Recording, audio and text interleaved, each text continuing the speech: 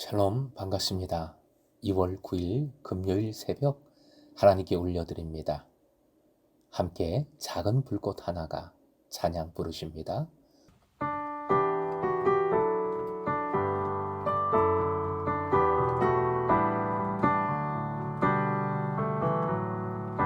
작은 불꽃 하나가 큰 불을 일으키어 곧 주위 사람들 그 불에 몸 녹이듯이 주님의 사랑이 같이 한 번 경험하면 그의 사랑 모두에게 전하고 싶으니 새싹이 돋아나면 새들은 지저귀고 꽃들은 피어나 화창한 봄날이라네. 주님의 사랑 놀라워 한 번 경험하면 봄과 같은 새 희망을 전하고 싶으니 산 위에 올라가서 세상에 외치리 내게 임한 주의 사랑 전하기 원하네.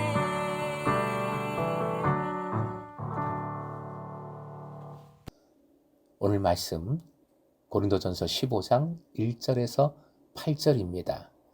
오늘부터 설날 연휴가 시작됩니다. 다가오는 발걸음 안전하게 지켜주시고 또 어떤 만남이든 은혜 주시길 주님의 이름으로 축복합니다. 고린도전서 15장 1절부터 8절까지 함께 읽겠습니다. 형제들아, 내가 너희에게 전한 복음을 너희에게 알게 하노니 이는 너희가 받은 것이요 또 그 가운데 선 것이라. 너희가 만일 내가 전한 그 말을 굳게 지키고 헛되이 믿지 아니하였으면 그로 말미암아 구원을 받으리라. 내가 받은 것을 먼저 너희에게 전하였노니 이는 성경대로 그리스도께서 우리 죄를 위하여 죽으시고 장사 지낸 바 되셨다가 성경대로 사흘 만에 다시 살아나사 게바에게 보이시고 후에 12제자에게와 그 후에 500여 형제에게 일시에 보이셨나니 그 중에 지금까지 대다수는 살아있고 어떤 사람은 잠들었으며 그 후에 야고보에게 보이셨으며 그 후에 모든 사도에게와 맨 나중에 만삭되지 못하여 난 자 같은 내게도 보이셨느니라. 오늘의 기도 제목, 보이시는 은혜를 보게 하소서. 보이시는 은혜를 보게 하소서. 15장은 부활에 관한 말씀으로서 부활장이라고 표현합니다. 1절 형제들아 라는 부름으로써 새로운 주제, 부활에 관한 주제를 시작합니다. 너희에게 알게 하노니 라는 표현은 12장에서도 나왔는데 바울 사도는 이 표현을 통해 고린도 교회 교우들로 하여금 그가 처음 고린도 교회에 머물면서 선포했던 복음을 다시 기억하게 만듭니다. 예수 그리스도의 십자가의 죽음뿐만 아니라 예수 그리스도의 부활이 기독교 복음의 핵심이며 신앙의 근거라는 사실이지요. 내가 너희에게 전한 복음은 바울이 고린도 교인들에게 복음의 내용을 전달했고 그들은 바울로부터 복음을 받았음을 나타냅니다. 바울 사도는 그들에게 복음의 전승자이며 매개자입니다. 또 그 가운데 섰다라는 표현은 고린도 교회가 복음 위에 세워졌다는 뜻으로 그들이 복음 안에서 세움을 입었다는 것입니다. 교회가 존재하는 근거는 바로 복음임을 보여줍니다. 복음이란 믿는 사람에게 구원을 주시는 하나님의 능력이기 때문입니다.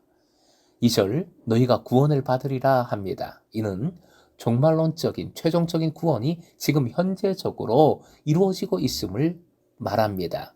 즉 예수 그리스도의 복음을 통해 고린도 교인들은 구원을 지금 누리고 있다는 것입니다.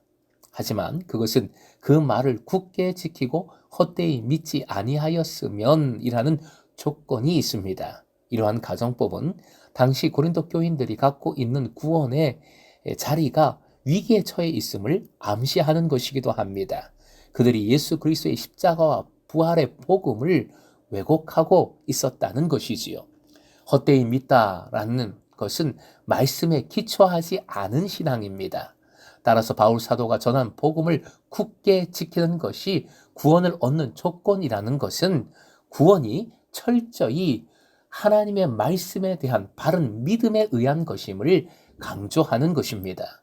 3절 받다와 전하다라는 것은 특별한 전문 용어지요. 이를 전승이라고 합니다. 특히 내가 받은 것이란 바울 사도의 복음은 곧 바울 자신이 마음대로 만들어낸 것이 아니라 분명한 역사적 근거가 있는 전승이라는 뜻이고, 전하였다는 것은 그 전승의 매개자로서 바울 사도가 역할을 했음을 뜻합니다. 3절 하반절에서부터 본격적으로 전승의 내용이 시작됩니다. 그 첫 번째 내용은 성경대로 그리스도께서 우리 죄를 위하여 죽으셨다는 것입니다. 4절이 전승의 두 번째 내용이지요. 장사 지내다는 무덤에 묻히다라는 뜻으로 예수 그리스도의 죽음이 참된 죽음이었음을, 진정한 죽음이었음을 강조합니다. 부활하신 분은 죽으시고 무덤에 묻히신 바로 그분이라는 것입니다. 다시 살아나사라는 표현은 죽었다, 묻혔다라는 과거 동사와는 달리 완료 시제를 사용했습니다. 완료 시제를 사용함으로써 부활의 결과가 지금까지 믿는 자들에게 계속해서 미치고 있음을 말해줍니다. 과거 동사는 과거에 한번 그 일이 일어났고 그냥 거기서 끝입니다. 그런데 완료 시제는 그 일이 과거에 일어났지만 지금까지 계속 영향을 미치고 있는 것을 말해줍니다. 바로 부활 사건이 그렇다는 것입니다. 그리스도께서는 죽으시고 장사 지낸 바 되었으나 지금 살아서 그리스도인들과 함께 계십니다. 본 구절의 수동적 의미를 능동적 의미로 바꾸어 보면 이것은 하나님이 그리스도를 죽은 자들로부터 일으키셨다라는 뜻이 됩니다. 부활은 곧 하나님께서 행하신 사건입니다. 그 의미 속에는 하나님께서 예수 그리스도를 높이셔서 만유의 주가 되게 하셨다는 뜻이 들어있는 것입니다. 바울 사도는 성경대로라는 말을 다시 사용함으로써 죽으심과 부활의 사건 모두 약속의 실현임을 강조합니다. 5절에서 8절 그리스도 부활의 목격자들에 대한 이러한 언급들은 연대기적 순서에, 시간적 순서에 따라 쓰여진 것입니다. 하지만 여인들의 목격도 빠져 있고 500여 형제에게 일시적으로 보이신 사건은 복음서에 나오지 않습니다. 그러니까 중요한 것은 누구냐, 언제냐가 아니지요. 이러한 목격자와 목격된 사실이 예수 그리스도의 부활 사건이 실제로 수많은 역사적 인간들에게 경험된 사건임에 대한 반증임을 강조하고 있는 것입니다. 특히 8절 바울 사도는 자신이 부활의 마지막 증인이라고 말하고 있는데 매우 겸손하게 표현하고 있지요. 맨 나중에 라는 것은 가장 하찮은 존재라는 뜻이겠습니다. 만삭되지 못한 자란 조사나라는 의미를 담고 있는 표현으로 인간의 비참한 현실을 나타냅니다. 하나님 앞에 선 바울 사도가 스스로 느끼는 자기 모습입니다. 여기에는 두 가지 역사적 사실을 생각해 볼 수 있습니다. 하나는 예수 그리스도가 지상에 머물면서 하나님 나라를 선포하실 때 늘 동행했던 제자들과는 달리 바울은 마지막 순간에 예수의 사역에 동참한 자가 되었다는 사실이고, 다른 하나는 바울이 예수의 사도가 되기 이전에 교회를 철저하게 핍박하던 죄인이었다는 사실입니다. 그러한 자가 부활하신 예수님을 만나는 마지막 사람이 되었다는 것이 얼마나 큰 은혜인지를 고백하고 있는 말씀입니다. 사랑하는 예배자 여러분, 보이셨다는 말씀이 본문에 반복됩니다. 이 단어는 전적으로 하나님의 주권적인 간섭에 의해서 일어난 사건을 나타냅니다. 실제로 이 단어는 구약에서 모세와 예언자에게 하나님께서 나타나심을 표현할 때 사용되었습니다. 이 수동형의 동사는 보는 자의 경험에 초점을 두기보다는 나타나는 분의 주체적 의지를 부각시키는 특징을 가집니다. 즉, 하나님께서 보여주셨다는 것이지요. 하나님께서는 보여주십니다. 보이십니다. 보이시는 하나님이십니다. 이것이 은혜입니다. 맨 나중에 만삭되지 못한 자 같은 바울 사도에게도 이 은혜를 주셨고 우리에게도 이 은혜를 주신 줄 믿습니다. 하나님께서 여러분에게 오늘 십자가와 부활을, 그 사랑과 능력을, 복음을, 구원의 기쁨을 새롭게 보이시길 축복합니다. 그리고 이 은혜로 주님과 겸손히 동행하며 주님을 더욱 사랑하며 감사함으로 주님만을 예배하는 찐 제사 되시길 주님의 이름으로 축원드립니다.